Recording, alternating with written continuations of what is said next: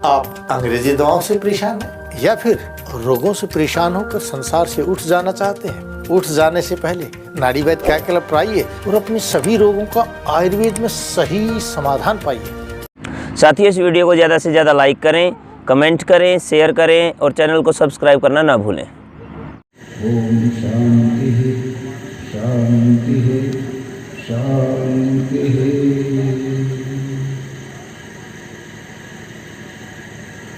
आर्य जगत के प्रतिष्ठित प्रसिद्ध विद्वान श्रद्धेय आचार्य वेद प्रकाश श्रोत्री जी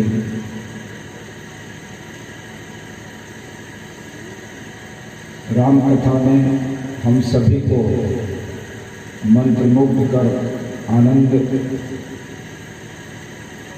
प्रवाहित करने वाले हम सबके सम्माननीय आदरणीय श्री कुलदीप आर्य जी, हमारे युवा सन्यासी स्वामी आदित्य वेश जी, हम सबके नेता आदरणीय बाबू आनंद कुमार जी, यहाँ इस सभा में उपस्थित हमारी एकेडमी की प्रिंसिपल आदरणीय डॉक्टर अनीता जी, अन्य सभी संवेद आर्यजन, श्रद्धामय मातृशक्ति। सायंकालीन सत्र में हम सभी लोग निरंतर 5 बजे से विभिन्न रसों से भरा हुआ कार्यक्रम सुन रहे हैं। कुलदीप जी ने रामायण को जिस भावपूर्ण तरीके से हमारे सामने रखा, निस्संदेह उनकी उस रामायण कथा को सुनकर कई बार ऐसे क्षण आए कि हम सब लोग रोमांचित हो जाते थे। और अभी दिन जो वो आगे बढ़ रहे हैं, ये रोमांचित होने का, भावुक होने का और वातावरण बनता जा रहा है, जिसका आनंद हम कल भी और परसों भी लेंगे।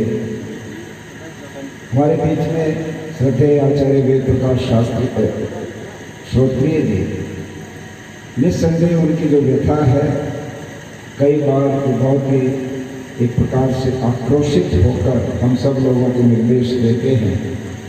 उनका जो स्तर है, निश्चित ही देश में पूरे विश्व के बहुत उच्च स्तर के विद्वान जो विज्ञान, तर्क, लॉजिक और अनेक प्रकार के जो टर्मिनोलॉजी हमारी वेद की है या वर्तमान विज्ञान की है, उनको जितना प्रभावशाली तरीके से आचार्य वेद प्रकाश श्रोत्री जी खोलते हैं, एक शब्द के ऊपर घंटों घंटों वो जिस प्रकार से बोलते हैं और उसकी पुष्टि करते हैं शास्त्रों से, वेदों से, ऐसा अद्भुत विद्वान मैं समझता हूँ आर्य जगत में तो है नहीं। और विश्व के बहुत सारे और समाजों को हम देखते हैं, अंतर्राष्ट्रीय स्तर के सेमिनार्स में हम जाते हैं, कम से कम 5 बार में यूनाइटेड नेशंस में, यूएनओ में बहुत बड़ी बड़ी कॉन्फ्रेंसेस में गया है। 160 देशों की कॉन्फ्रेंस हुई एक बार, और उसमें भी बहुत बड़े बड़े स्कॉलर्स थे जिनको सुनने का, जिनसे मिलने का अवसर मिला। किंतु जिस उच्च स्तर के तर्क और जिस उच्च स्तर के प्रमाण और उदाहरण देकर आचार्य श्रोत्री जी अपनी बात रखते हैं, निस्संदेह हम सब लोग बड़े सौभाग्यशाली हैं। एक ऐसे उद्भट विद्वान की वाणी सुनते हैं और उसको सुन करके हम लोग अंदर से अनुभूति करते हैं कि हमारा सौभाग्य है कि ऐसे विद्वान इतनी सरलता से हमको यहाँ प्राप्त हो रहे हैं। बाबू आनंद कुमार जी की विशेष कृपा से कि उन्होंने ये कार्यक्रम यहाँ पर आयोजित किया, नहीं तो पूरी दुनिया के स्तर पर मैं जानता हूँ श्रोत्री जी जैसे विद्वान कहीं आसानी से उपलब्ध होते नहीं हैं। ऐसे विद्वानों को दुनिया के लोग बुलाते हैं तो दुभाषिया लगा कर बुलाते हैं। विश्वविद्यालयों में वहाँ पर बाकायदा भाषा के ट्रांसलेशन करने वाले लोग रखे जाते हैं, जिनको लाखों रुपया उनका एक प्रकार से मानदेय दिया जाता है, और वो ऐसे विद्वानों के भाषणों को दुनिया की दूसरी भाषाओं में ट्रांसलेट करते हैं। जापान में जाएंगे तो जापान में जापानी भाषा में लोग समझते हैं, वहाँ अंग्रेजी नहीं समझते हैं। वहाँ पर अंग्रेजी का भाषावादक लाना पड़ेगा बाहर से। यदि आप इंग्लिश में भी बोलेंगे तो इंग्लिश का ट्रांसलेटर होगा जो आपकी भाषा सुनकर वहाँ के लोगों को जापानी में समझाएगा। वहाँ पर यदि आप हिंदी में बोलेंगे तो हिंदी भाषा का ट्रांसलेटर होगा जो वहाँ जापानी में उनको समझाएगा, और वो बहुत बड़े स्तर पर लाखों रुपया उनकी बाकायदा फीस होती है। तब किसी एक विद्वान का एक व्याख्यान सुनने को उनको मिलता है। उनके व्याख्यान निस्संदेह उस स्तर के होते हैं और मैं उनको बहुत बहुत साधुवाद देता हूँ। ऐसे लब्ध प्रतिष्ठित विद्वानों को पाकर हम लोग निश्चंक हो जाते हैं। जहाँ जिस मंच पर आदरणीय श्रोतृ जी होते, मैं सच कहता हूँ, यदि हम जैसे लोगों से कोई बात सिद्धांत से इधर हो भी जाए और सभा में कोई व्यक्ति खड़ा होकर के कोई प्रश्न कर दे, तो वहाँ पर श्रोत्री जी अगर विद्यमान हो तो भारत के अंदर किसी व्यक्ति की ये हिम्मत नहीं है कि वैदिक सिद्धांतों पर कोई प्रश्न करे और उस सभा में श्रोत्री जी उपस्थित हों और वो उत्तर प्राप्त किए बिना चला जाए। ऐसा हो नहीं सकता। इतना बड़ा विश्वास उनकी विद्वत्ता पर, उनकी पांडित्य पर हमको है, इसलिए मैं उनके उत्तम स्वास्थ्य की कामना करता हूँ। मैं अपनी बात आपके सामने रखने से पहले यहाँ पर उपस्थित विशेष रूप से हमारे विद्यालय की बहुत सारी बहनें, कार्यकर्ता लोग और बाहर से आए आर्य सज्जन भी जो यहाँ उपस्थित हैं, आपकी सेवा में बहुत संक्षेप में 10 मिनट में कुछ वैदिक मान्यताओं को रखना चाहूँगा। व्याख्या कम करूँगा, किंतु मैं ये बताऊँगा कि हम ये मंच सजाते हैं, ये वेद की वेदी है, वेद के सिद्धांतों को बताने वाली वेदी है। यहाँ पर राम कथा होगी तो वो भी वैदिक स्वरूप को प्रकट करेगी, मर्यादा पुरुषोत्तम राम के। यहाँ पर व्याख्यान गृहस्थ पर होगा तो वैदिक सिद्धांतों के अंदर उत्तम गृहस्थ कैसा होता है। यहाँ पर और किसी विषय पर चर्चा होगी, वहाँ पर वैदिक मान्यताएं क्या कहते हैं। कहीं ना कहीं जिस भी बात को यहाँ से रखा जाएगा उसके पीछे वेद खड़ा होगा, उसके पीछे वेद का सिद्धांत खड़ा होगा, वेद का प्रमाण खड़ा होगा। इसलिए हम लोगों को कुछ थोड़ी सी जनरल नॉलेज, संक्षिप्त ज्ञान, संक्षिप्त परिचय वैदिक मान्यताओं का भी होना चाहिए और आप लोग उसको ध्यान रखें, ध्यान से सुने। मैं तो ये भी कह रहा था और आदरणीय प्रिंसिपल महोदय यहाँ हैं, मैं उनसे एक निवेदन करूँगा, यदि हम एक व्यवस्था कर लें, हमारे सभी कार्यकर्ता, हमारे सभी अध्यापक अध्यापिकाएँ, उनके 1-2 सेमिनार अलग से ऐसे लगें जिनको सामान्य ज्ञान दिया जाए। यदि कल कोई इस विद्यालय के अध्यापकों को पूछ ले कि आप जिस विद्यालय में पढ़ते हैं वहाँ तो आर्य समाज के जलसे होते हैं, वहाँ तो अंतर्राष्ट्रीय स्तर के विद्वान आते हैं, आप जरा बताओ तो सही कि ये आर्य समाज की मान्यताएं क्या है, किन किन बातों को आर्य समाज किस रूप में मानता है। और वहाँ पर अगर हम चुप करके देखते रह जाएंगे तो हमें भी थोड़ा सा खुद उसमें संकोच होगा और संस्था के लिए भी ये होगा कि संस्था में ये काम तो करते हैं लेकिन उनको पता तो कुछ भी नहीं लगा। तो मैं आपको संक्षेप में पहले थोड़ा बताऊँ और फिर एक विशेष चर्चा आपके सामने रखूँगा। आर्य समाज के प्रवर्तक महर्षि दयानंद ने वेद को अपने पूरे ज्ञान का एक प्रकार से स्रोत माना है। उन्होंने जो भी बात कही है वो कहते हैं ये मेरी अपनी बात नहीं है, बल्कि ब्रह्मा से लेकर जैमिनी पर्यंत, सृष्टि के आदि से लेकर महाभारत पर्यंत जो वैदिक सिद्धांत पूरे विश्व में प्रचलित थे, स्थापित थे, उन्हीं को, उन ऋषियों की बात को ही मैं अब लोगों के सामने प्रस्तुत कर रहा हूँ। इसमें मेरा अपना कोई अलग से मत नहीं है, मेरा अलग से कोई अलग से संप्रदाय नहीं है, मैं अलग से अपना कोई मत नहीं प्रकट कर रहा हूँ, बल्कि समस्त बातें वे हैं जो पहले से सभी ऋषियों ने ये बातें कही हैं। और उसके पीछे भी वो स्पष्ट करते हैं कि इन सारी की सारी बातों के पीछे वेद है। वेद का ये ज्ञान है जो विभिन्न क्षेत्रों में फैला हुआ है। तो सबसे पहले आर्य समाज जिन चीज़ों को मानता है वो आप 1 नंबर पर उसमें त्रैतवाद। आर्य समाज त्रैतवाद को मानता है। 3 सत्ताएं अनादि हैं, एक है ईश्वर, दूसरी है जीवात्मा और तीसरा है प्रकृति। ईश्वर, जीवात्मा और प्रकृति। किंतु दुनिया में बहुत सारे लोग हैं जो त्रैतवाद नहीं मानते। दुनिया का कम्युनिज्म बहुत बड़ी एक विचारधारा है कम्युनिस्टों की, जिसको कार्ल मार्क्स और माओ से तुंग ने सींचा, जिसको लेनिन ने सींचा। इस प्रकार से उस विचारधारा के लोग कहते हैं ये डायलेक्ट्रिकल मटेरियलिज्म है, ये द्वंद्वात्मक भौतिकवाद है, ईश्वर नहीं होता। और वो तो इलेक्ट्रॉन, प्रोटॉन, न्यूट्रॉन, साइंस के कुछ शब्द बोल करके कहते हैं दुनिया अपने आप बनती रहती है, अपने आप बिगड़ती रहती है, इसमें परमात्मा नाम की कोई चीज़ नहीं होती, धर्म नाम का कोई तत्व नहीं होता। ये धर्म तो लोगों को बहकाने के लिए एक अफीम जैसा नशा चढ़ा रखा है। इस प्रकार से उन्होंने इस विचार को खंडन किया। यहाँ पर और भी विचार के लोग हैं जो ईश्वर को तो मानते हैं किंतु इस सृष्टि को, जीवात्मा को नहीं मानते। वो कहते हैं ईश्वर ही है सब कुछ, ये मैं आत्मा भी ईश्वर का अंश हूँ, ये प्रकृति भी ईश्वर है, ये सब कुछ दिखने वाला जो कुछ है ये ईश्वर ही ईश्वर है, और ये सारा का सारा एक प्रकार से स्वप्न है। त्रैतवाद को वेद मानता है, त्रैतवाद को महर्षि दयानंद मानते हैं, त्रैतवाद को आर्य समाज मानता है। ये पहली मान्यता। दूसरी मान्यता, वैदिक सिद्धांतों में कर्म फल की व्यवस्था है। हम जो कर्म करते हैं उसका फल हमको मिलता है। अभी कहा जा रहा था जैसा करोगे वैसा फल, अच्छा करोगे अच्छा फल मिलेगा, गलत करोगे गलत फल मिलेगा। कर्म फल सिद्धांत दुनिया के अंदर है, यहाँ भी भ्रांति। बहुत सारे लोग कहते हैं कि कर्म फल तो मिलता है किंतु उन कर्मों के फल को बदला भी जा सकता है। यदि हमसे पाप हो जाते हैं तो बहुत सारे लोगों की ये मान्यता है कि उन पापों को काटा जा सकता है, उन पापों को धोया जा सकता है, उन पापों को समाप्त किया जा सकता है, अर्थात पाप भी मिट सकते हैं। और इसलिए बहुत सारे अनुष्ठान उसके साथ जोड़ दिए। अभी कुंभ मेला चल रहा है हरिद्वार के अंदर, वहाँ पर लोग ये भावना लेकर के जाते हैं, वहाँ अगर 12 साल के बाद आने वाले पूर्ण कुंभ के अवसर पर, फला मुहूर्त के अवसर पर, रात के 2:06 पर जो लोग हर की पौड़ी पर स्नान करेंगे उनके पहले पिछले 12 साल में किए हुए सारे पाप समाप्त हो जाएंगे, धुल जाएंगे। ये विचार गलत है, ये विचार सही नहीं है। यदि इसको सही मानोगे तो मैं आपके सामने ये निवेदन करना चाहता हूँ कि 12 साल के बीच में जो हमसे गलतियाँ हुई, जो हमसे पाप कर्म हुए, अगर उन पाप कर्मों को हम एक डुबकी लगाकर समाप्त कर देते हैं तो ये पाप समाप्त करने का तरीका है, या नए पाप करने का जो लाइसेंस हम लेना चाहते हैं उसका रिन्यूअल का तरीका है। हम लाइसेंस रिन्यू कराने जा रहे हैं।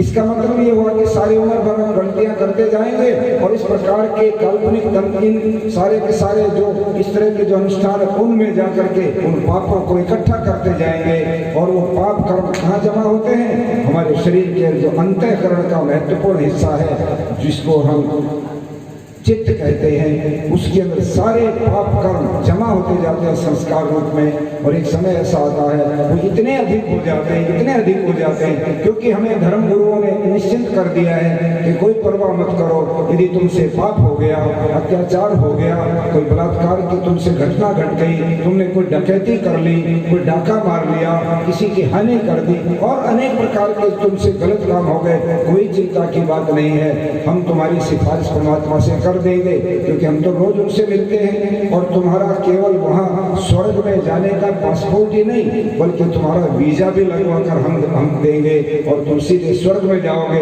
केवल इतना करना है कि हमारे लिए बड़ी से बड़ी राशि चढ़ावे के रूप में दे दिया करो और इस तरह से ये कर दिया करो, आदि आदि बात कह करके लोगों को भुलावे में डाल करके जो लोग उनके कर्मों के फल को बदलने की बात कहते हैं, ये है सबसे बड़ा मानवता के साथ द्रोह।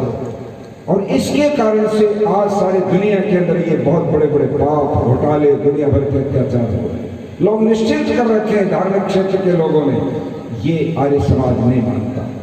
अवश्यमेव भोक्तव्यम कृतम कर्म शुभाशुभ, शुभ या अशुभ जो कर्म है, अच्छे या बुरे जो कर्म है, वो अवश्य ही भोगने पड़ते हैं। ये वैदिक सिद्धांत है, इनमें कहीं भी कोई समझौता, कोई संशोधन नहीं हो सकता, किंतु दुनिया के लोग संशोधन करते हैं। और कर्म फल है तो कर्म किए उनका फल भोगना है। ये तो है नहीं कि अभी कर्म किया सारे फल अभी मिल जाएंगे। कुछ कर्म ऐसे हैं अभी किया तो अभी मिल गए। हमने भोजन किया, भूख लगी थी, भूख शांत हो गई, कर्म किया, कर्म का फल भी ले लिया, भूख मिट गई। हमने स्नान किया, मैल हो गया था, पसीना आ गया था, स्नान किया, उसका परिणाम फल क्या मिला? हम साफ हो गए, पसीना उतर गया, आराम से सो जाएंगे, नींद अच्छी आ जाएगी। ऐसे बहुत सारे कर्म हैं जो हो जाएंगे, उसी समय उसका फल मिल जाएगा। हमने गलती से अग्नि में हमारी उंगली चली गई, वहीं पर वो जल गई, तुरंत छाला पड़ गया, कर्म हुआ और उसका परिणाम भी मिल गया। इसी प्रकार से हम गहरे जल में चले गए, पता नहीं था ये गहरा है और वहाँ जाकर के हम उसमें डूब गए, कर्म भी हुआ और उसका हमको फल भी मिल गया। बहुत सारे कर्म ऐसे जो तुरंत मिलते जाते हैं, किंतु ऐसे भी कर्म हैं जो दीर्घ काल में उसका फल मिलता है। ऐसे भी कर्म हैं जिनका का फल इस जन्म में नहीं अगले जन्म में मिल जाता है। और इस तरह से वे जो कर्म हैं वो सिंचित होते जाते हैं, वो इकट्ठे होते जाते हैं, और इकट्ठे होने के बाद जब वो पक जाते हैं तब वो कर्म प्रारब्ध बन जाते हैं, भाग्य बन जाते हैं, जिसको भाग्य रूप में हम कहते हैं। भाग्य कोई और नहीं बनाता, भाग्य हम ही बनाते हैं। हमारे सारे कर्मों का जो संग्रह है, जो प्रारब्ध है, जो कर्म पक गए, जो पके हुए कर्म है अर्थात फल तैयार हो गए हैं, वो सारे के सारे हमारा भाग्य कहलाते हैं कि मेरे तो जो भाग्य में है वो मुझे मिलेगा। बिल्कुल ठीक बात है, आपके भाग्य में जो है वही मिलेगा, मेरे भाग्य में जो है वो मुझे मिलेगा, क्योंकि मैंने जो कर्म किए हुए हैं, अच्छे किए हुए हैं उसका अच्छा फल ले लूंगा, और बुरे किए हुए हैं तो उसका बुरा फल ले लूंगा। तो कर्म फल, तो उन फलों को भोगने के लिए पुनर्जन्म भी जरूरी है। यदि पुनर्जन्म नहीं हुआ और हम ऐसे ही चले गए तो कैसे उनको भोगेंगे? जो कर्म अभी सिंचित रह गए उनका कब फल भोगेंगे? दुनिया के अंदर बहुत बड़ी जनसंख्या ऐसे लोगों की भी है जो पुनर्जन्म नहीं मानते। और मुझे पिछले दिनों आश्चर्य हुआ बाबूजी, 3 जज बैठते हैं हमारे सार्वदेशिक सभा के मैटर पर, उनमें एक जज जो चंडीगढ़ हाई कोर्ट के चीफ जस्टिस रहे, उनके साथ बातचीत हो रही थी और ऐसे ही सामान्य ये दार्शनिक बातें शुरू हो गई, और करते करते वो मजाक में कहने लगे, स्वामी जी किन कर्मों के फल की बात करते हो?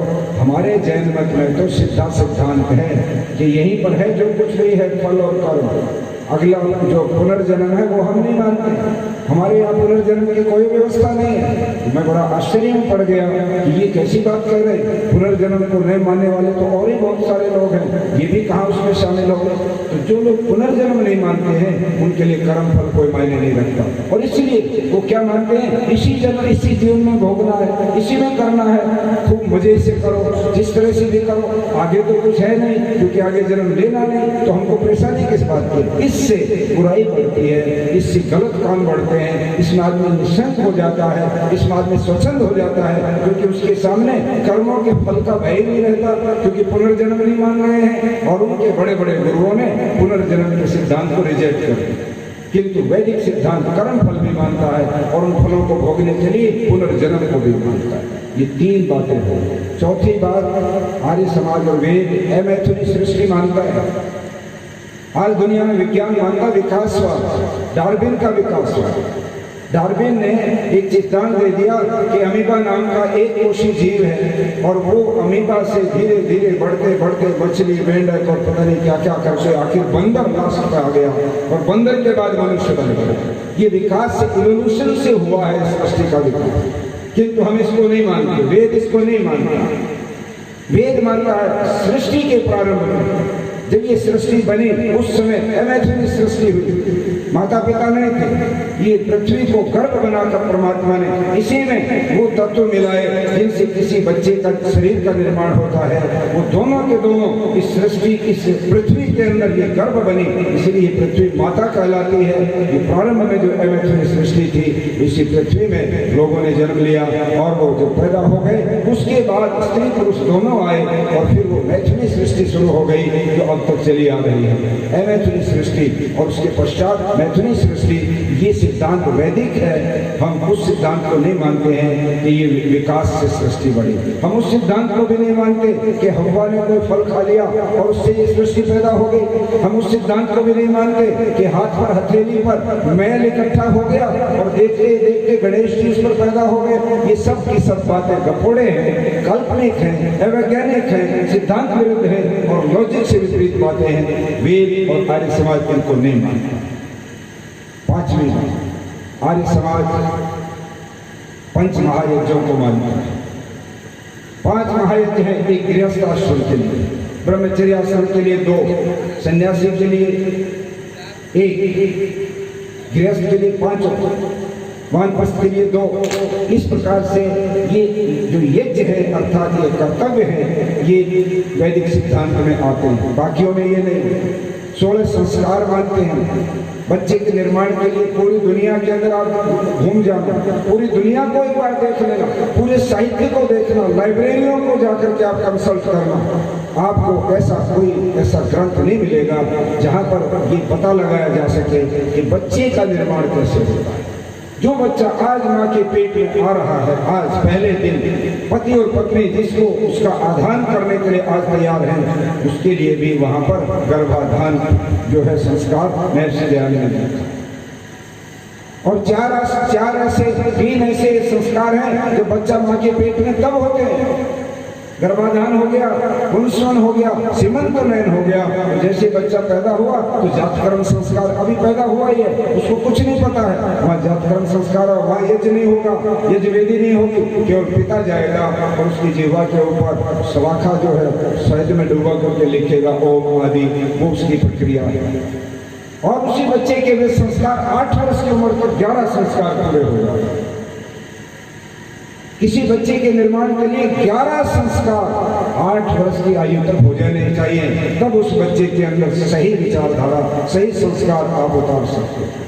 बच्चे बड़े हो जाते हैं, संस्कार हम करते नहीं हैं और बाहर के वातावरण से वो बच्चे जब जुड़ जाते हैं तो माता पिता चिंतित रहते हैं बच्चों को कैसे समझाएं। बच्चे तो उधर चले गए, उनके भीतर जो संस्कार थे वो उद्बुद्ध हो गए, क्योंकि निमित्त जो उनको मिला, टेलीविजन का पर्दा मिला, टेलीफोन का पर्दा मिला, इसके ऊपर पोर्नोग्राफी के गंदे सीन मिले, उसको अखबारों के अंदर रंग बिरंगे चित्र देखने को मिले, उसके अच्छे जो दोस्त थे वो सारे के सारे जुआ खेलने वाले, शराब पीने वाले और दुनिया भर के नशे करने वाले उसको मिल गए।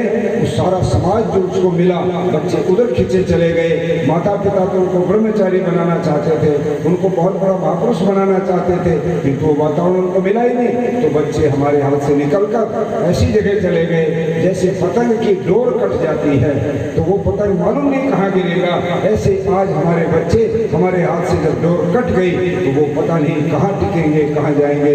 यूरोप के देशों में तो आप आश्चर्य करेंगे, 10वीं क्लास का लड़का या लड़की जब 10वीं पास कर लेते हैं तो लड़का किसी गर्लफ्रेंड के साथ घर से बाहर निकल जाता है और लड़की किसी बॉयफ्रेंड के साथ बाहर निकल जाती है। माता पिता उनको रोक नहीं सकते, चेक नहीं कर सकते, तुम ऐसे क्यों जा रहे हो, और वो जाकर के अगर विवाह भी कर लेते हैं तो वहाँ कोई बाल विवाह का भी ऐसा कानून सख्त नहीं है कि वो नहीं कर सकते, वो विवाह भी कर लेते हैं और विवाह करने के बाद अपने माता पिता को सूचित कर देते हैं, यदि आप आना चाहें तो मोस्ट वेलकम, और नहीं आना चाहें तो हमने शादी कर ली है, अब हम स्वतंत्र रूप से रहेंगे।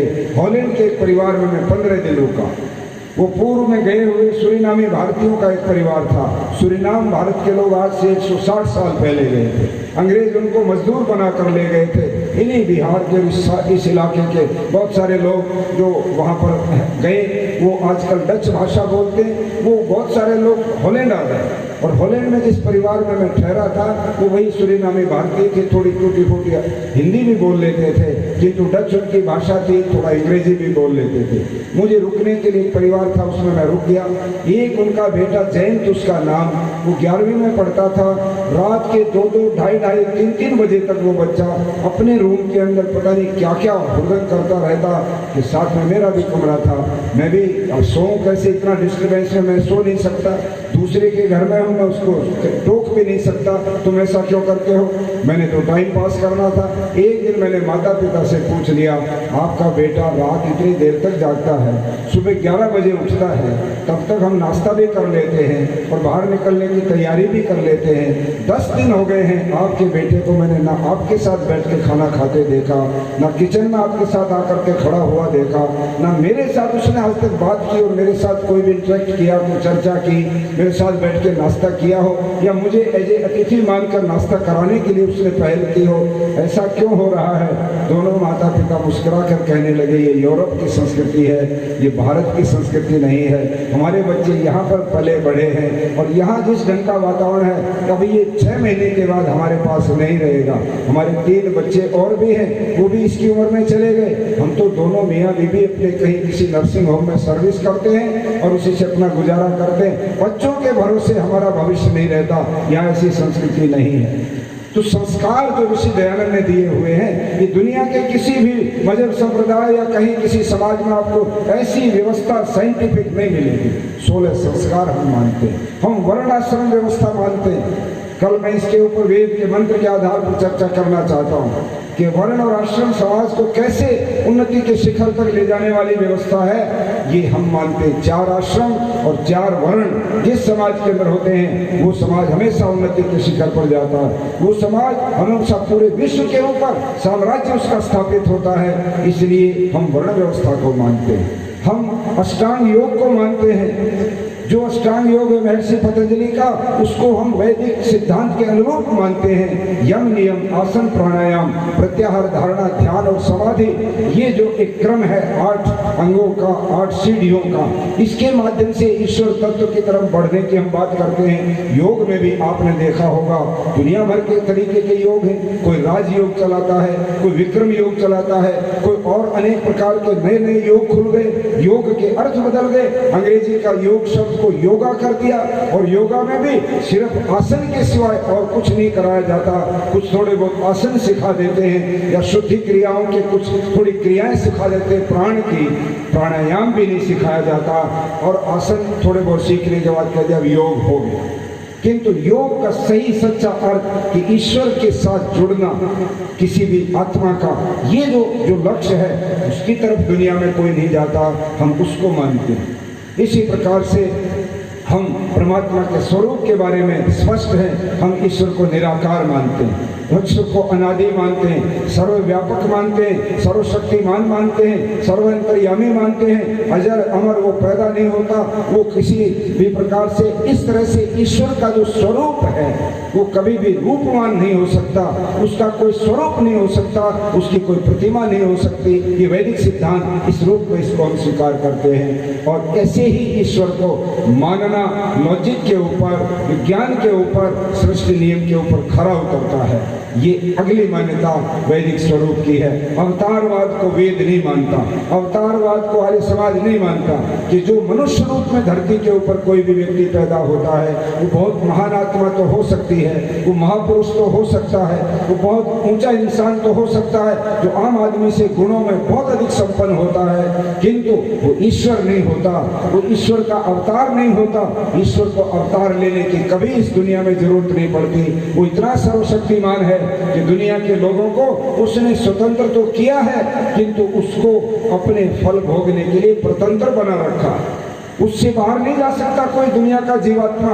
उसको फल जो होगा कर्मों का वो तो ईश्वर ने अपने हाथ में रखा हुआ है। इस नाते से उसको जन्म लेकर इस दुनिया की चीजों को बदलने की जरूरत नहीं पड़ती। वो लोगों को कहता तुम करो जो तुमको करना है। भीतर बैठा प्रेरणा तो करता है, अच्छा और बुरा कर्म करते हैं तो भीतर से भय लज्जा शंका तो पैदा कर देता है, किंतु उसके बावजूद भी आदमी काम के वश, क्रोध के वश, लोभ के वश और किसी अहंकार के वश अगर स्वार्थवश आदमी फिसल जाता है तो परमात्मा उसको नहीं रोकता।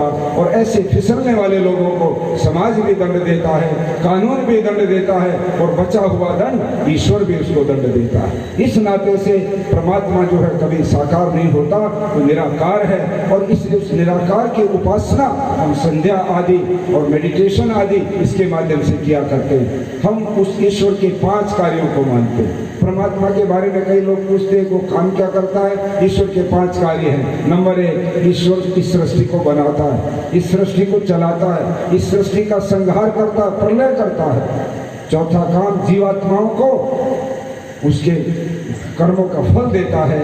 और 5वां एक काम और उसका है कि इस संसार के अंदर अमैथिन सृष्टि में पैदा हुए लोगों को वेद का ज्ञान देता है। और यहाँ पर ये मैं बता दूं, सृष्टि के प्रारंभ में जब ये लोग पैदा हुए उनको स्वाभाविक ज्ञान न के बराबर था। परमात्मा की व्यवस्था देखो कितनी अद्भुत है। पशु पक्षियों को और जीव जंतुओं को ईश्वर पैदा होते ही स्वाभाविक ज्ञान दे देता है। गाय का बछड़ा, बंदर का बच्चा, कुत्ते का बच्चा और जीव जंतुओं के बच्चे पैदा होते ही अपना कार्य जो उनके लिए आवश्यक है शुरू कर देते। मैंने अभी देखा हमारे वहाँ आश्रम में गाय थी, गाय के बछड़ी हुई, बछड़ा हुआ, 2 गायों ने बच्चे दिए। और जैसे ही वो पैदा हुए, अभी 15 मिनट ही हुए थे कि वो बछड़ा खिसक खिसक करके माँ की तरफ बढ़ने लगा और ढूंढने लगा कि दूध का स्थान कहाँ है, दूध के वो थन कहाँ है, उनमें जाकर के मैं मुँह लगाऊं, मुझे भूख लगी है। मैं ये देख करके दंग रहेगा, अभी 15 मिनट पहले ये बच्चा बाहर निकला है पेट से और ये अपने कार्य में लग गया है। मनुष्य का बच्चा ये नहीं करता, उसको ये स्वाभाविक ज्ञान नहीं है। ईश्वर ने मनुष्य को नैमित्तिक ज्ञान के ऊपर टिका दिया कि तुम्हें सीखना पड़ेगा, तुमको सिखाने वाले होंगे तब तुम सीख पाओगे, नहीं तो तुम बिल्कुल पूरी तरह से अज्ञानी रह जाओगे। और इसलिए प्रारंभ में क्योंकि कोई सिखाने वाला नहीं था, प्रारंभ में कोई वेद का विद्वान नहीं था, कोई विद्यालय नहीं था, कोई माता पिता नहीं थे, कोई समाज नहीं था। झिल्लियों में युवा अवस्था में अभी स्त्री और पुरुष पैदा हो गए हैं, उनको अभी ज्ञान भी नहीं था।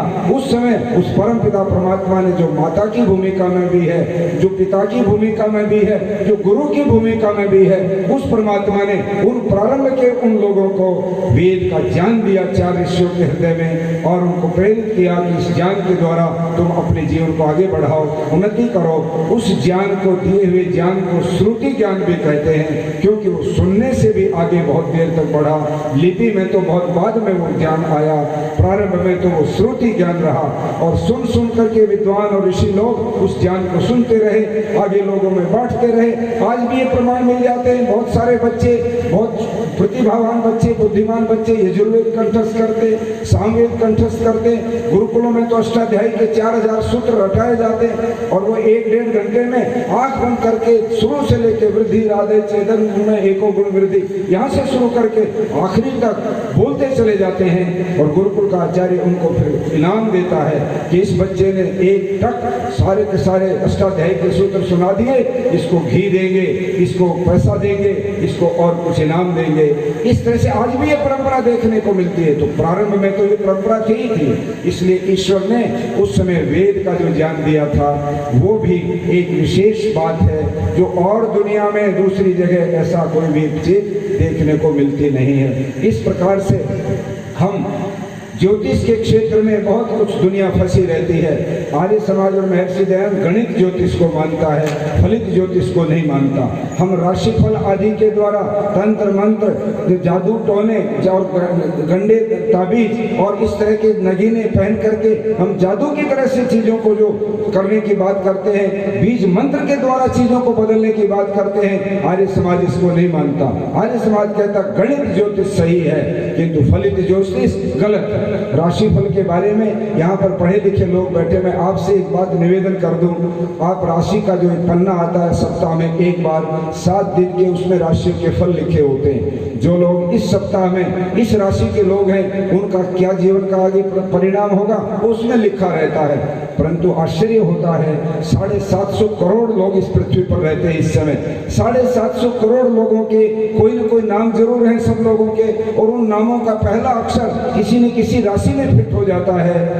12 राशि हैं और 750 करोड़ लोगों को अगर 12 से भाग दें तो आप लगा लीजिएगा कि 60 करोड़ लोग एक राशि के बनते हैं। अगर बराबर बराबर भी हो तो 60 करोड़ लोगों का भाग्य एक ही प्रकार का होगा और हम उसको मानते चले जाते हैं।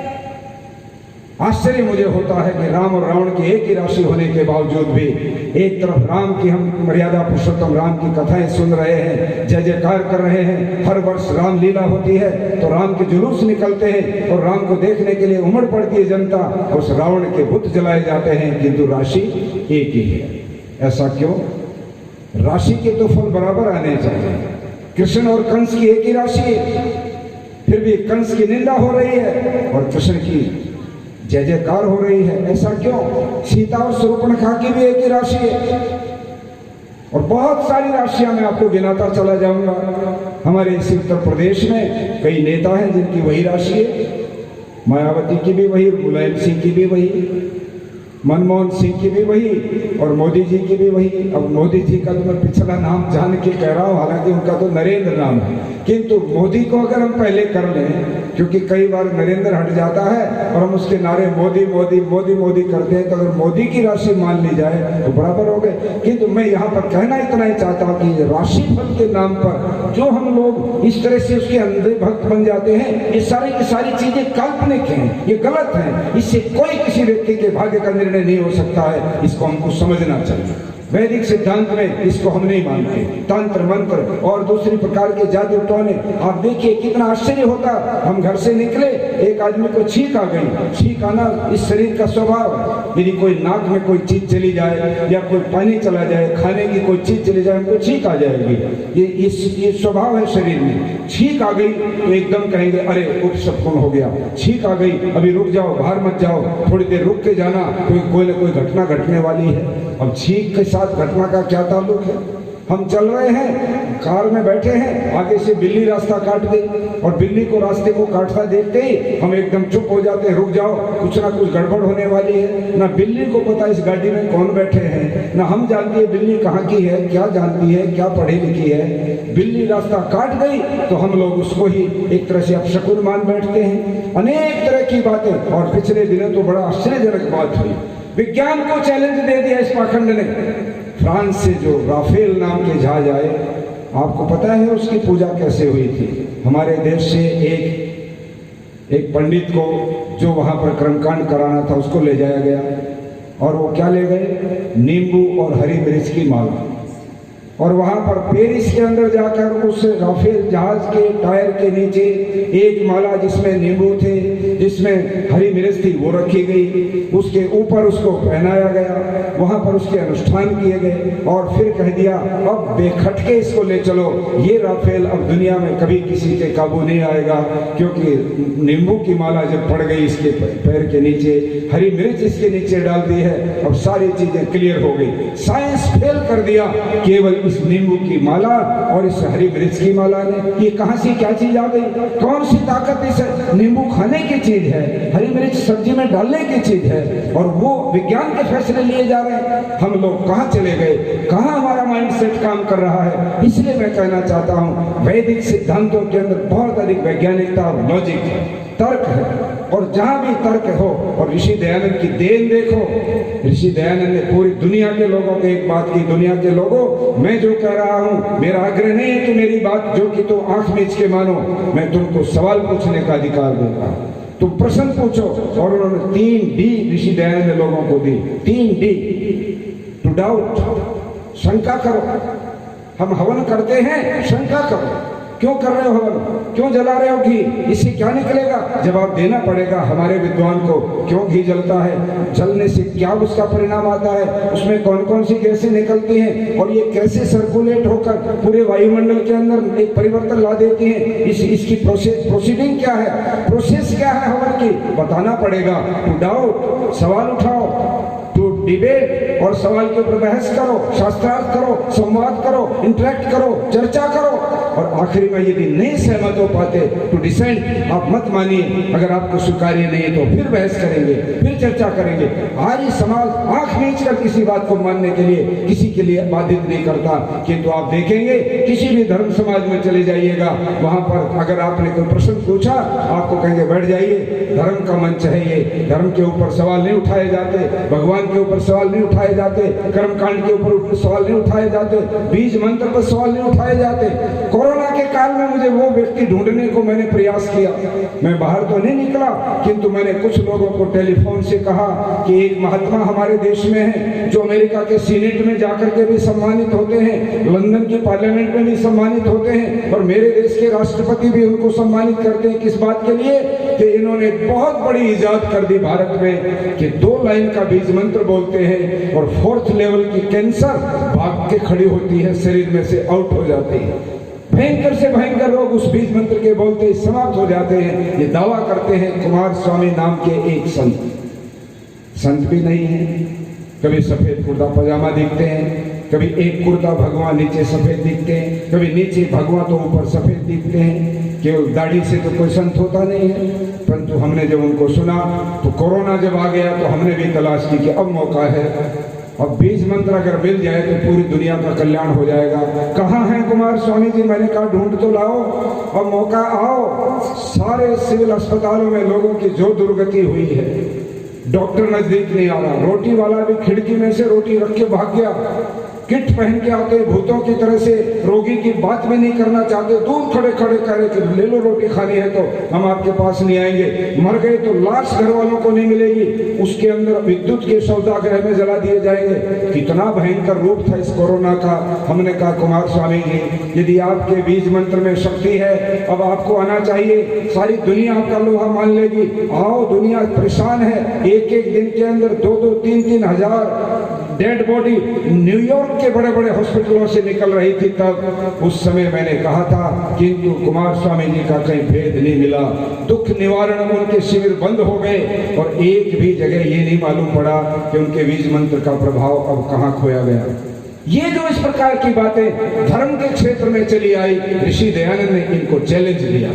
ये सब गलत है, ये सब काल्पनिक बातें हैं और मुझे तो इस बात का बड़ा कष्ट होता है। कल भी ये बात यहाँ पर आई, सारे के सारे आप मुझे माफ करेंगे, वेद के बाद, वैदिक वांग्मय के बाद जो भारत के अंदर जो साहित्य उत्पन्न हुआ, हमारा साहित्य तो लोगों ने लाइब्रेरियों को जला डाला, विनाश कर डाला, हमको वो मिला भी नहीं। ये तो ऋषि दयानंद की कृपा हुई कि जर्मनी से वेद को ला करके यहाँ पर उपलब्ध करा दिया। जब लोगों ने सवाल उठाया वेद कहाँ है, किसकी बात करते हो, बैक टू दी वेदास, आप कहते हो वेद कहाँ है, कहाँ से लाए हम वेद, वेद तो समाप्त हो गया। तो दयानंद ने वेद की पोथी निकाल के कहा ये वेद है और इसके ऊपर तुमको डिबेट करनी है तो कर सकते हो। किंतु उस समय पुराण आए और अगर पुराण पढ़ने लग जाओ तो आप उन पुराणों को पढ़ नहीं सकते। इतने दोष हमारे सारे के सारे इन महापुरुषों के ऊपर उन पुराणों में पढ़ने को मिलते हैं। मैंने पढ़ करके मैं दंग रह गया कि जिस समय पार्वती अकेली थी और शिवजी महाराज कहीं चले गए थे घूमने, तो काफी दिन हो गए आए नहीं थे। पार्वती ने स्नान की इच्छा हुई और स्नान करने के लिए जब वो जाने लगी भीतर, ये पुराण में लिखा हुआ, मुझे माफ करेंगे, मैं अपनी तरफ से बना के नहीं कह रहा हूँ, शिव पुराण पढ़ लेना। उसके अंदर वो कहते हैं कि उन्होंने एक बेटा पैदा किया और वो बेटा जवान पैदा किया और उसको डंडा दे के कह दिया कि मैं स्नान करने जा रही हूँ, तुम यहाँ बैठ जाओ, कोई भी घर में नहीं आना चाहिए। इतनी देर में शिवजी महाराज आ गए और शिवजी महाराज आ गए तो कहने लगे कि अंदर नहीं जाने दूंगा। लड़के ने तो पता नहीं था कि ये कौन है। उन्होंने कहा तुम कौन हो? कि मैं पार्वती का बेटा हूँ। कि पार्वती का बेटा, आप कहाँ से आ गए श्रीमान जी? मुझे तो आज तक हमारे तो कोई बच्चा भी था ही नहीं, तुम इतने बड़े कहाँ तैयार हो रहे थे, तुम कौन हो? और दोनों का पिता और पुत्र का युद्ध हुआ और वहाँ लिखा 100 वर्ष तक वो युद्ध होता रहा, 100 वर्ष तक दोनों लड़ते रहे। और मैं उस समय प्रश्न पूछ रहा था, तो क्या हमारी माता पार्वती जी बाथरूम में स्नान ही करती रही, बाहर आके निपटाया नहीं वो मुकदमा उन्होंने? कैसी कपोड़ों की बातें पढ़ी लिखी हैं, कितनी ज्यादा बातें लिखी हैं। श्री राम शर्मा कासगंज वाले, उनका यहाँ पर करेक्ट रखा होगा, ले लेना यहाँ पर। कितनी काल्पनिक बातें इनके अंदर भर डाली, इससे सारा का सारा हमारा इतिहास, हमारे इतने बड़े बड़े महापुरुष, शिव जी जो महादेव थे, दुनिया के बहुत ही प्रसिद्ध, बहुत ही पवित्र, बहुत ही अनुशासित ऐसे महापुरुष थे जिनको हम लोगों ने नहीं छोड़ा। एक एक के ऊपर बेहुदे हम लोगों ने आरोप लगा, वो साहित्य को हम प्रामाणिक माने बैठे, उसी की हम कथा करते हैं, उसी की हम बातें करते हैं। इसलिए मैं कहूँगा आर्य समाज और महर्षि दयानंद और वैदिक मान्यताएं अगर हमने उनको नहीं लिया, उनको हमने आगे नहीं बढ़ाया, तो आप ये मान लीजिएगा कि आने वाले समय में हमारी भारतीय संस्कृति पूरी तरह से नष्ट हो जाएगी और हम सब के सब बाद में माथा पीटने के सिवाय हमारे हाथ में कुछ लगेगा नहीं। मैं यहाँ पर एक चर्चा आपके बीच में शुरू करके और 10 मिनट मेरा समय है, उसके बाद बात को समाप्त करूँगा।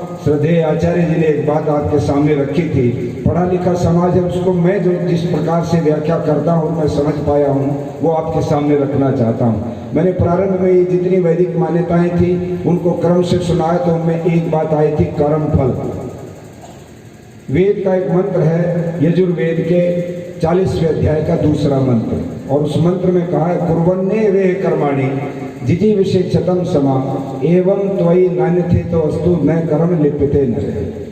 अर्थात हे मनुष्यों, संसार के अंदर आने के बाद 100 वर्ष तक जीने की जिजीविषा रखो, 100 वर्ष तक जीने की इच्छा करो कि हम इससे कम नहीं 100 वर्ष जिएंगे, और 100 वर्ष जीना है, उसकी इच्छा है, जिजीविषा है, तो क्या करना होगा? 3 बातें करनी पड़ेगी। नंबर 1, अपनी दिनचर्या नियमित बनाओ। हमारी दिनचर्या नियमित नहीं है। कल जो है उषा काल की बात हो रही थी, सुबह उठने की बात हो रही थी कि कितना महत्वपूर्ण है सुबह उठना। तो मुझे वो प्रसंग याद आ जाता है कि जिस समय भरत को राज्य तिलक किया गया था, रामायण में जो प्रसंग आएगा शायद आगे, उस समय भरत जो है माता कौशल्या के पास जाकर के अपना प्रायश्चित कर रहा है, अपने अपराधों को एक एक को गिना करके कहता है, माँ अगर मेरा भैया राम के इस वनवास में थोड़ा सा भी लेश मात्र भी अगर मेरी भूमिका हो, मेरे कारण से ये हुआ हो, तो मुझे ये पाप लगे, मुझे ये पाप लगे। और अंत में वो क्या कहता है, जो पाप सूर्योदय के बाद उठने वाले को लगता है, सूर्य निकलने के बाद जो व्यक्ति उठता है उसको जो पाप लगता है, वो पाप माँ मुझे लगे अगर मैंने भैया राम को जंगल भिजवाने में कोई भी षड्यंत्र किया। कितनी बड़ी बात कह रखी है। सूर्य उस सोए हुए मनुष्य की सारी के सारे तेज को छीन लेता है, उसके अंदर बहुत सारी चीजों की जो उसकी शक्ति को उसको समाप्त कर देता है। हम अपनी नियमित दिनचर्या बनाएं, कब उठना है, कब सोना है, कब खाना है, सारे के सारे टाइम टेबल, जैसे स्कूल का टाइम टेबल होता है, 1 मिनट का हमारे जीवन का टाइम टेबल होना चाहिए। और जब टाइम टेबल बनाओगे तो सारे कार्य बहुत अच्छी प्रकार से होंगे। इस नाते से नियमित दिनचर्या। नंबर 2, सात्विक भोजन। भोजन सात्विक होना चाहिए। और सात्विक भोजन कौन सा होता है, जो हिंसा से प्राप्त नहीं किया गया हो। हिंसा से प्राप्त किया गया भोजन कभी सात्विक नहीं होता, वो तामसिक होता है। किसी प्राणी की जान लेकर उसको मार करके उसको अगर हम खाते हैं, वो भोजन सात्विक नहीं हो सकता, वो तामसिक है। उससे हमने एक जीव को तड़पा करके उसकी हत्या की है, उसको कढ़ाई में भून कर मसाले डालकर हम खा लेते हैं, उस समय हमारी आत्मा में, हमारे जीवन के अंदर तामसिकता आ जाती है, हम हिंसक हो जाते हैं, हमारे संस्कार क्रूर हो जाते हैं, हम अत्याचारी बन जाते हैं। इस नाते से सात्विक भोजन। और तीसरी बात है सबसे महत्वपूर्ण, सात्विक विचार। आज सबसे बड़ा अकाल सात्विक विचारों का पड़ा हुआ है। सात्विक विचार हम नहीं बना पाते, माहौल ही इतना खतरनाक हो गया है। हम अपने घर में बच्चे को कहते हैं कि मेरा बच्चा सात्विक विचारों का मुझे बनाना है, सारे संस्कार इसके मैं कर रहा हूँ, इसके साथ मैं संस्कृत में बोल रहा हूँ। मुझे याद है स्वामी सुमेधानंद जी चंबा वाले, जो दयानंद मठ चंबा के थे, यहाँ भी आए थे एक बार। आदरणीय बाबूजी ने सारे देश के आर्य समाज के नेताओं को बुलाया था, सुमेधानंद जी भी यहाँ आए थे, वो दिवंगत हो गए हैं। तो मैं हर साल चंबा जाता रहता हूँ। उन्होंने मुझे कहा कि आचार्य महावीर जी का जो बेटा, जो जवान अवस्था में उनका बेटा भी गुजर गया था, ईश कुमार, उसका एक बेटा था ध्रुव। वो जो ध्रुव था, स्वामी सुमेधानंद कहते ध्रुव को जब से गर्भाधान में ये आया है तब से इसको संस्कारित कर रहे हैं। और हम ये टेस्ट करना चाहते हैं कि संस्कार से बच्चे का निर्माण होता कैसे।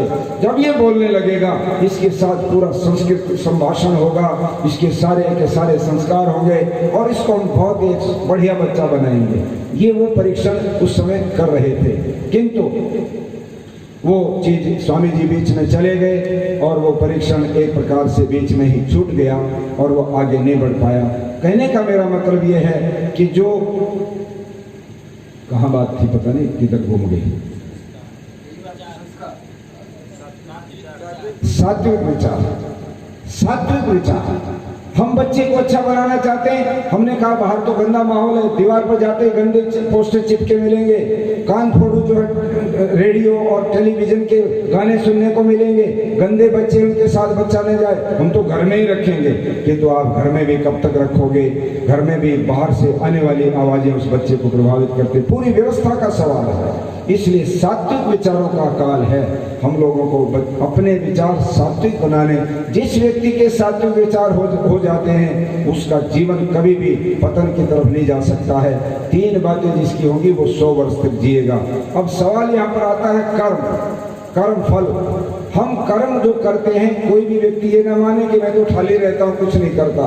कर्म केवल हाथों पैरों से ही नहीं होते हैं, कर्म तो मन में हर समय होता रहता है, योजना बनती रहती है। हम सोचते रहते हैं लेटे लेटे ये करना है वो करना है। कर्म का जो बीज है वो मन में है, वहां से बीजारोपण होता है, कर्म वहां से शुरू होता है, योजना वहां से शुरू होती है, फिर वो वाणी पर आता है, फिर वो हाथ से कर्म पूरा हो जाता है। उसकी 3 स्टेजेज है उस कर्म की, और वो कर्म पूरा कब होता है, जब वो विधिवत हम उसको सरंजाम दे देते हैं, कर देते हैं। तो जो कर्म है वो हर समय होता है। तो कर्म हम कैसे करें? इस मंत्र में कहा है कर्म में कर्म तो करते जाओ, लिप्त मत हो, उस कर्म के फल के पीछे मत पड़ो। ये बड़ा मुश्किल है, बिना फल की इच्छा के कर्म कोई कर ही नहीं सकता, बहुत कठिन काम है। किंतु जैसे अब हम हवाई जहाज में बैठ करके आए, साधन बहुत बड़ा था, उसमें हम बैठे, किराया हमने दे रखा था, लखनऊ में उतरे और जहाज से हम परे डिटैचमेंट हो गया। मकान से हम बाहर आ गए, मकान से डिटैचमेंट हो गया, शरीर को छोड़ेंगे, शरीर से हमारा एक तरह से त्याग हो गया, डिटैचमेंट हो गया। जब हम दुनिया की सारी इन वस्तुओं के लिए जो काम करते उसके फल के अंदर भी डिटैचमेंट को ले आएंगे धीरे धीरे अभ्यास से, तो वो जो अवस्था होगी वो मनुष्य को सबसे बड़ा, जिसको कहते हैं मनुष्य के लक्ष्य की तरफ ले जाएगी। अब जो कर्म हम करते हैं उसकी क्या गति है वो सुन लीजिए। एक होता है स्वभाव, वृत्ति। मनुष्य की जो वृत्ति है, जैसी उसकी वृत्ति वैसा उसका स्वभाव, जैसा उसका स्वभाव वैसा उसका कर्म, और जैसा उसका कर्म वैसा उसका संस्कार। ये संस्कार कहा जाता है। परमात्मा ने बहुत बुद्धि का काम कर रखा है, बिल्कुल आराम से ईश्वर बैठा हुआ है हमारे भीतर सब जगह, और वो देखता रहता है ये क्या कर रहे हैं। हम ये मत माने कि ईश्वर हमको नहीं देखता, देख रहा है, और वो रात को भी नहीं सोता, हम तो सो जाते हैं, स्वप्न भी आते हैं, उनको भी देखता है, क्योंकि भीतर है कि अब क्या तो घूम रहा है इसके भीतर के, कौन सी रील देख रहा है ये सोया हुआ प्राणी, सब कुछ देख रहा है ईश्वर। किंतु एक कमाल की बात उसने क्या की, जैसे आज बिजली विभाग वाले, पानी विभाग वाले मीटर लगा देते हैं, जितनी रीडिंग होगी उतना बिल आ जाएगा, अगर हम चोरी करेंगे तो दंडित होंगे। परंतु ईश्वर की व्यवस्था बड़ी अद्भुत है, वहां चोरी हो नहीं सकती क्योंकि ईश्वर भी देख रहा है। अगर मशीन खराब हो गई तो ईश्वर भी तो बैठा हुआ, वो भी तो देख ही रहा है। बिजली डिपार्टमेंट का कर्मचारी तो यहाँ नहीं बैठा मीटर के पास, मीटर में अगर हम चालाकी कर लेंगे तो कहीं ना कहीं हम उसमें बच भी जाएंगे, परंतु ईश्वर की व्यवस्था में हम नहीं बच सकते। तो कहते हैं जो कर्म हम करते हैं उसका संस्कार हमारे चित्त में आ जाता है। इस यंत्र के अंदर एक यंत्र है जिसको कहते हैं चिप।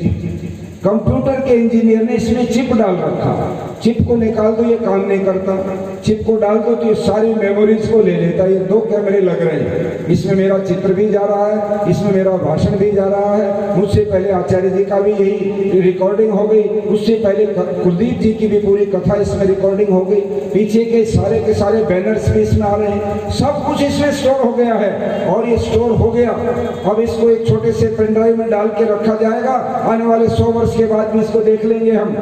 हमारे भीतर जो सीसीटीवी कैमरे लगे हुए हैं, हमारे भीतर जो इंतजाम कर रखा है ईश्वर ने, हम जो आंखों से देखते हैं, जो कानों से सुनते हैं, जो वाणी से बोलते हैं, जो हाथों से कर्म करते हैं, जो भी कर्म का संस्कार हमको मिलता है वो सारा का सारा सीसीटीवी कैमरों के माध्यम से चित्त में आ जाता है। और जब जीवात्मा शरीर छोड़ता है तो आप सब जानते हैं स्वाध्यायशी लोग कि ये जो चित्त है ये अंतःकरण का हिस्सा है, सूक्ष्म शरीर का हिस्सा है। सूक्ष्म शरीर निकल जाता है, स्थूल शरीर यही छूट जाता है। ये जो आंख है ये आंख नहीं है, ये आंख का डब्बा है, ये नहीं देख रही। ये नाक जो है ये नाक नहीं है, ये नासिका का डब्बा है, ये नासिका का खोखला डब्बा है। असली जो भीतर है इसके तत्व जो देखने का काम करता है, जब जीवात्मा शरीर छोड़ता है, आंख का सूक्ष्म भाग, कान का सूक्ष्म भाग, जिह्वा का सूक्ष्म भाग, त्वचा का सूक्ष्म भाग, ये सारे के सारे उसके साथ चले जाते हैं। और जैसे हवाई जहाज का जब एक्सीडेंट होता है तो आपने देखा होगा और लोग तो डेड बॉडी पहचानने लगते हैं किसका मरा किसका बचा, किंतु कुछ इंजीनियर होते हैं डिपार्टमेंट दौड़ के आता है, वो बॉडीज को नहीं देखता, वो क्या देखता है कि इसका ब्लैक बॉक्स कहाँ है, उस ब्लैक बॉक्स को देखो, उससे मालूम पड़ेगा जहाज कैसे गिर गया, एक्सीडेंट कैसे हो गया। और जब ब्लैक बॉक्स खोलते हैं तो उसके अंदर कंट्रोल रूम से किस समय ये हटा, किस समय इसका कनेक्शन ऑफ हुआ, कब क्या हुआ, क्या घटित हुआ, कैसे पायलट के हाथ बहक गए, और वो सारी कहानी उस ब्लैक बॉक्स में आ जाती है। हमारे जीवन का ब्लैक बॉक्स ये चित्त है, और इस चित्त में सारी स्मृतियां विद्यमान हैं। आप कहेंगे सिद्ध करो इसको, तो सिद्ध ये होता है, आप पिछले कई साल से यहाँ पर ये उत्सव हम भी आते हैं, आप भी आते हैं, थोड़ा पीछे की तरफ लौट के देखो, और भी लोगों को आपने सुना होगा, फट से आपके सामने आएगा उस साल में क्या हुआ। इस मैदान में मुझे याद है एक बार बहुत बड़ा बच्चों ने अपने प्रदर्शन दिखाए थे, लड़कियों के बहुत शानदार व्यायाम प्रदर्शन हुए थे, जुलूस निकले थे, रास्ते के चौराहे पर मैंने भी भाषण दिए थे, वो आप लोगों को दिखाई दे जाएंगे। फटाफट स्विच ऑन तो करो, लगाओ तो सही कि कौन सी स्टेशन पर हमको देखनी चाहिए। फटाफट आपके सामने सारी रील घूमने लग जाएगी। क्यों? क्योंकि आपके भीतर पूरी रील विद्यमान है। ये जो रील भीतर विद्यमान है इसको हम नहीं छिपा सकते। और कर्म फल का जो सिद्धांत वो ये है कि 50% से ज्यादा यदि अच्छे कर्म हो गए जीवन में तो मनुष्य बन जाएंगे, और कम रह गए तो मनुष्य नहीं बनेंगे। फिर ये गधे घोड़े खच्चर और ये और जो को जीव जंतु हैं इनमें जाना होगा। ये मनुष्य का चोला छिन जाएगा। और ईश्वर आराम से देख रहे हैं, रोज गिनती हो रही, आज रात को सोने के समय तक के सारे काउंट हो जाएंगे। बचपन से लेके अब तक जितने अच्छे बुरे कर्म हमने कर लिए हैं, रात को सोते समय रोज रिकॉर्ड हो जाता, डेली हर आदमी का रिकॉर्ड होता। क्यों होता है? क्योंकि जब वो सो जाते हैं तो कई लोग सोए सोए रह जाते हैं, और मान लो कि रिकॉर्ड दर्ज हुआ नहीं, काउंटिंग हुई नहीं, वो सो गया, अब सारी मशीनें तो फेल हो गई, तो चित्त भी निकल गया, बिना रिकॉर्ड के काउंटिंग हुए बिना गया तो कैसे होगा।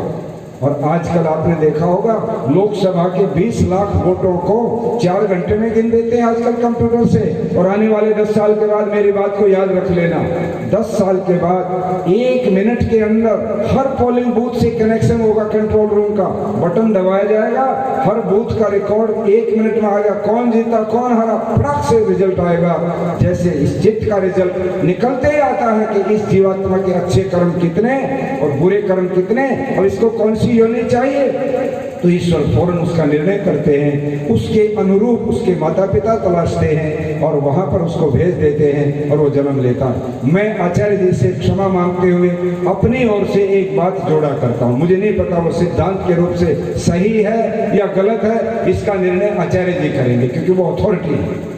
मैं कई बार इसके साथ जोड़ के लोगों को समझाने की भावना से यूं भी कहा करता हूं कि यहाँ अध्यापक हैं हमारी, सभी हमारी बहन प्रिंसिपल बैठी हुई हैं, ये जानती हैं कि कई बार बड़े अच्छे इंटेलिजेंट बच्चों का रिजल्ट बिगड़ने लगता है। सब्जेक्ट तो उनका बहुत अच्छा होता है, किंतु 1 नंबर से उसका जो फर्स्ट डिवीजन है वो रुक जाता है, मेरिट रुक जाती है। तो उस समय जो एग्जामिनर है, टेस्ट जो पेपर देखते हैं, वो कहते हैं लड़का तो बहुत इंटेलिजेंट है, सारे अच्छे नंबर ले लिए, 1 नंबर से कैरियर इसका खराब हो रहा है, भाई ये तो गलत है, इसको ग्रेस मार्क्स देते हैं ना बहन जी। और कई लोग इवेल्युएशन कराते हैं, एमफिल में जाना था साहब, नंबर तो सारे आ गए किंतु 1 नंबर से एमफिल ज्वाइन नहीं कर सकते, या तो इवेल्युएशन कराएं, दोबारा एग्जामिनर उसके नंबर बढ़ा के कहे नहीं लड़का तो बहुत अच्छा है, इसने मेहनत कर रखी है, 1 नंबर कहीं गलती से नंबर लगने में रह गया होगा, इसको बढ़ाओ, ग्रेस मार्क्स दिए जाते हैं। मैं समझता हूँ परमात्मा भी कई बार उस व्यक्ति को पहचान रहा है जो ऐसे सत्संग में कर्म फल की इस प्रकार की व्याख्या सुनने के बाद सावधान हो गया कि अब तक जो बीता सो बीता, हमें तो इस भेद का पता ही नहीं था। फिर भगवान आराम से मशीन लगाकर बैठा हुआ है कि जितनी बिजली जलाओगे, जितना पानी यूज करोगे, उसका उतनी रीडिंग आएगी, बच्चे उसका पैसा देना ही पड़ेगा। और अगर उसमें तुम चोरी करके बच भी गए तो मैं तो यही बैठा हूं, मैं नहीं छोड़ूंगा। कोई भी गड़बड़ करोगे तो रिजल्ट मेरे अनुसार ठीक, जो सही होगा वही आएगा। जिसने इस वेद को समझ लिया वो सावधान होकर कहने लगा, अब कल से मैं कोई भी गलत बात नहीं करूंगा, गलत विचार मन में नहीं आने दूंगा, किसी भी व्यक्ति के प्रति अनावश्यक मैं उसकी हानि पहुंचाने की योजना नहीं बनाऊंगा। क्योंकि किसी को गाली जब हम देते हैं तो गाली देने जिसको दे रहे हैं उसको तो बाद में मालूम पड़ता है, पहले हमारे मन में वो गाली पैदा होती है, हमारी वाणी पर आती है, हम पहले उससे प्रभावित हो जाते हैं। जैसे कीचड़ उठाकर दूसरे पर फेंकना हो तो पहले कीचड़ में हाथ मेरे सनेंगे, फिर दूसरे पर उस पर पता नहीं लगे ना लगे कीचड़, उसको मालूम पड़ जाए कि कीचड़ उठा रहा है, मेरी तरफ फेंकेगा, वो आदमी सावधान होकर बच भी सकता है, तो कीचड़ मेरे पास ही रह गया। हम जब किसी पे कीचड़ फेंकते हैं, किसी की हानि उठाते हैं, पहले हमारे संस्कार दूषित होते हैं। हम चोरी करते, किसी की चोरी करते हैं, वो संस्कार संस्कार हमारे गलत होते हैं। इसलिए जो व्यक्ति इस भेद को समझ गया और उसने पुरुषार्थ शुरू किया कि अब तक तो जीरो रिजल्ट था, हमने तो कभी अच्छा सोचा ही नहीं, हमने कभी परोपकार किया ही नहीं, हमने किसी अच्छे काम में कभी गए ही नहीं, खा लिया पी लिया, मस्ती कर ली, छुट्टी करी, कोई कर्म तो अच्छा जोड़ा ही नहीं, कोई बैंक बैलेंस बनाया ही नहीं अच्छे कर्म का। तो आज से बैंक बैलेंस बनाना शुरू कर दिया। और भाई अगले कुछ सालों के बाद जब जाने का नंबर आएगा तो भगवान तो उस पुरुषार्थ को देख रहा है कि भाई उस दिन के बाद इस आदमी ने कहीं भी इधर उधर भटका नहीं, पूरी मेहनत करके इसने 49 नंबर प्राप्त कर लिए, 1 नंबर से फेल हो गया और परमात्मा उसके पुरुषार्थ को नकारेगा नहीं। और मेरी मान्यता है, मैं ये भगवान की उदारता के ऊपर ये विश्वास करके कहता हूँ, ऐसे जीवात्मा को शायद परमात्मा ग्रेस मार्क्स देके मनुष्य योनि में भेज देता है। और आज दुनिया के आधे से ज्यादा लोग ग्रेस मार्क्स से पैदा हुए मुझे लगता है, क्योंकि आज भी उनके संस्कार उतने अच्छे नहीं दिख रहे कि अच्छे सत्संग में जाने के बाद भी उठने के बाद पल्ला झाड़ के कहते हैं अजी बातें तो सारी अच्छी हैं, किंतु हम कैसे मानेंगे, ये दुनिया में अब हमें तो सब कुछ करना पड़ता। वो वहीं पर उसको करके और समझौता उन्हीं बातों से करते हैं जो बातें हमें अंधेरे में ले जाएंगे, जो बातें हमको गड्ढे में डाल देंगी, हम उनको छोड़ना नहीं चाहते, क्योंकि भाई पुराने संस्कार ज्यादा गड़बड़ कर रखे हैं, वो हमको फिर दबा कर उधर ही खींच ले जाते हैं। आओ हम अपने अंदर इस बात का विचार करें। एक बात कह के वाणी को विराम दूंगा, हम एक बात जरूर समझें कि जब ये बात आएगी कि स्वामी जी और सब तो बात समझ में आ गई, ये भी तो बता दो कि अच्छा कर्म का हम फैसला कैसे करें, कौन सा अच्छा कर्म है, कौन सा बुरा कर्म है, ये तो बताओ। सामान्य रूप तो आप लोगों को पता ही है अच्छे बुरे का, जो भी थोड़ा बहुत इतनी बुद्धि तो आप सबके पास है। किंतु अगर एक और बढ़िया प्रभावशाली कसौटी जाननी हो तो आप परमात्मा की ओर से जब कभी भी मन में कोई अच्छा काम करने का विचार आता है कि ये काम करना है, इससे परिवार की, मेरे बच्चों की, मेरे बड़े बुजुर्गों की, हमारे खानदान की, सारे क्षेत्र के अंदर धूम मच जाए, लोग कहेंगे क्या अद्भुत काम कर दिया इस परिवार ने, बहुत कोई अच्छा काम करने का विचार आया तो भीतर से उमंग चढ़ जाएगी, उत्साह चढ़ जाएगा, जल्दी करें, सबको बुला लो, सलाह करते हैं इस काम को तुरंत कर दो। ईश्वर भीतर से प्रेरित कर रहा कि करो इस काम को, ये बहुत अच्छा काम है। अच्छे काम करने से यदि उमंग शरीर होती है, जो शरीर में आता है, तो समझ लो ये कार्य अच्छा है। और यदि किसी विचार के गलत काम का विचार मन में उठा और 3 बातें अगर आपके मन में आ गई, भय, लज्जा और शंका, तो समझ लो कि ईश्वर भीतर से आपको ये कह रहा है मत करो। यदि भय लग रहा है कि हथकड़ी लग सकती है, जेल जा सकता हूँ ये काम करूंगा, तो मत करो। यदि भय लग रहा है कि लज्जा कैसे आएगी, समाज के अंदर मुंह कैसे दिखाऊंगा, ऐसा काला कर्म मैंने कैसे कर दिया, मत करो। और यदि ये निर्णय नहीं हो रहा करूं कि न करूं, करूं कि संशय है, संशय आत्मा विनश्यति, मत करो। किंतु हम लोग क्या करते, समाज में देखते हैं, हम काम के अधीन होकर, काम के गुलाम बनकर हम गलत काम कर बैठते हैं, जेल भी जाते हैं, मुंह भी कलंकित होता है और सारा का सारा सत्यानाश हो जाता है। कई बहुत बड़े बड़े लोग जिनके बड़े तंत्र हैं, लाखों लोग जिनके अनुयायी हैं, वो इस काम के गुलाम होकर जिस प्रकार से उनके ऊपर बड़े अपराध के, दुराचार के आरोप लगे और आज वो जेलों में पड़े हैं, उन लोगों ने कभी विवेक से काम नहीं लिया। अगर विवेक से काम लेते तो ऐसा काम नहीं करते। काम, क्रोध, मद, लोभ, अहंकार, ये सारे ऐसे दोष हैं, वो हमको स्वार्थ की तरफ ले जाते हैं। परमात्मा की चेतावनी को भी हम नहीं स्वीकार करते, उसको भी हम अंदाज करते, देख लेंगे, कर लेंगे, कुछ न कुछ इंतजाम कर लेंगे, जज को पैसा दे देंगे, पुलिस को खरीद लेंगे, ये कर लेंगे, वो कर लेंगे। अरे ये तो यूं ही चलती रहती बातें, 2 दिन लोग निंदा करेंगे, उसके बाद देख लेंगे। आदमी अपने स्वार्थ के वश उन चीजों को दरकिनार करके गलत काम कर बैठता है। ये है गलत काम की परिभाषा। भय, लज्जा, शंका जब कभी भी आपके मन में आए, उस काम को सिरे से नकार दो कि ये काम मैं नहीं कर सकता, क्योंकि मेरे भीतर से ईश्वर मुझे प्रेरित कर रहे हैं कि ये काम मत कीजिए, इससे तुम्हारी हानि होगी। इन शब्दों के साथ आप सब लोगों से निवेदन करूंगा, यहाँ जो बातें होती हैं, मैंने तो कहा था पढ़े लिखे बंधु, हमारी बहनें विशेष रूप से कुछ कागज रखा करो, 1-2 बिंदु आचार्य जी की बातें आपको नोट। बालों की समस्या से क्यों हो परेशान, बच्चा खाए या जवान, सबका इलाज होगा एक समान। सिर दर्द और कब्ज होंगे 3 दिन में छूमंतर, न जादू न टोना, है केवल आयुर्वेदिक तंत्र। नाड़ी वैद्य हूं मैं, आयुर्वेद का कमाल देखना। ला इलाज हो कोई भी बीमारी जड़ से होगा उसका इलाज देखें। कमजोरों के लिए बना दिया है ऐसा रसायन, खाकर उसको जीवन का आनंद देखना। YouTube पर जाकर सब्सक्राइब कीजिए नाड़ी वैद्य का क्लब।